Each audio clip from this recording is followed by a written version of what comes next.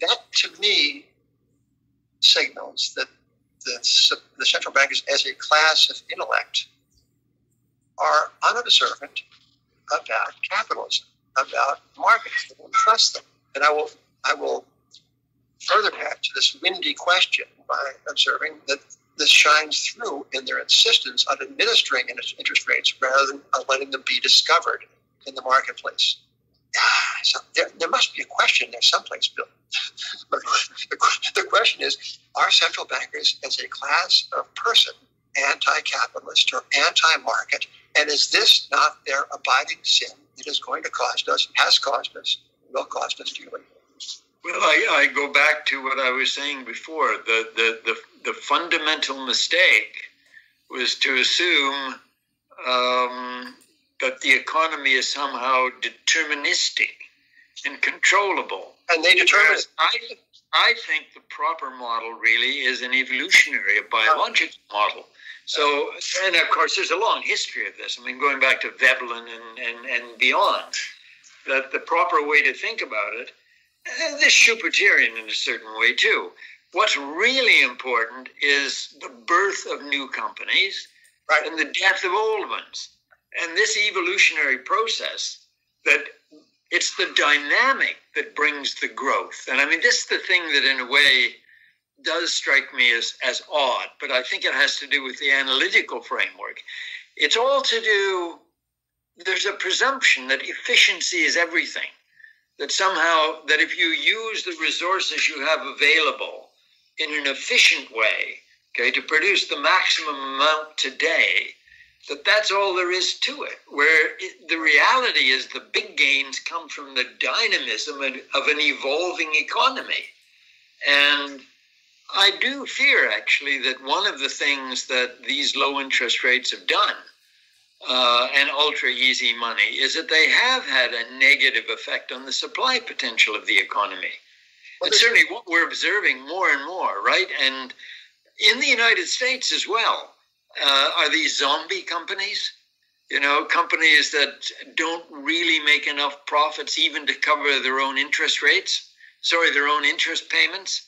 And so the banks, because they don't want to recognize the fact that their capital is going to take a hit, or they're hoping that, you know, like Mr. Macabre, that something might just turn up for their clients. So they've been keeping these zombie companies alive. And one of the difficulties, of course, is that because you've got this extra productive capacity still out there, it's pushing down prices, okay? But at the same time, these companies are still absorbing the capital and the labor that the other competitors might conceivably want to use. So it keeps up their input costs. So these zombies are really causing problems for the new competitors. And it's the new competitors, it's the guys in garages, right, who don't actually have any collateral, who can't get the new lending to allow them to become effective participants in the capitalist economy. So there's definitely something there in terms of unintended consequences of easy money for the supply side of the economy.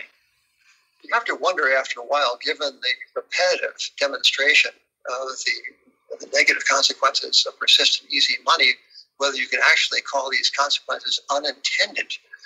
They might be bungled consequences, but how can they not understand, these people with their finger on the scale of interest rates, that there are consequences much like the ones you have just described? Can I say, we've been focusing here on the sort of the analytical challenges faced by central banks.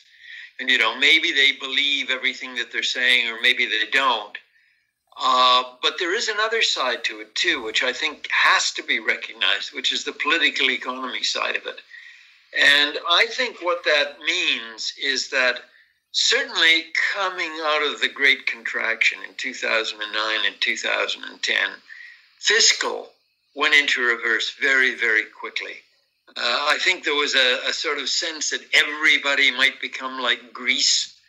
And so, however that worked, fiscal went into negative mode, went into contractionary mode. And that left monetary policy basically holding the bag. The regulatory side, okay, also went into negative mode. That the whole sort of concern of the regulators, it seems to me, okay, before they had properly resolved the debt problems that came out of the Great Contraction, they were working very assiduously to try to change the regulatory framework to prevent another crisis. Right? And what they did was basically contractionary. So the central banks found themselves, in a way, willy-nilly, the only game in town. And if you said to me, what would I have recommended that they do differently? I guess I would have said around 2010, probably I did say it around 2010, was the central banks should have been saying to the governments, we have a collective insolvency problem here. The debt levels are too high to be sustainable, okay, at normal interest rates. Central banks cannot deal with insolvency problems. We can only deal with illiquidity problems. And you want us to proceed as if it were an illiquidity problem. And that, I think, was a fundamental mistake. But again, you have to imagine the kind of pressure on these guys to want to believe, as it were, their own rhetoric, because everybody else desperately wanted to believe the rhetoric that the central banks had it under control. So it's always more complicated than you would think. Eh? Yeah. Well, it's even more complicated than a fool or a knave. Sometimes there's other considerations to take into account. Yep. Hey, you mentioned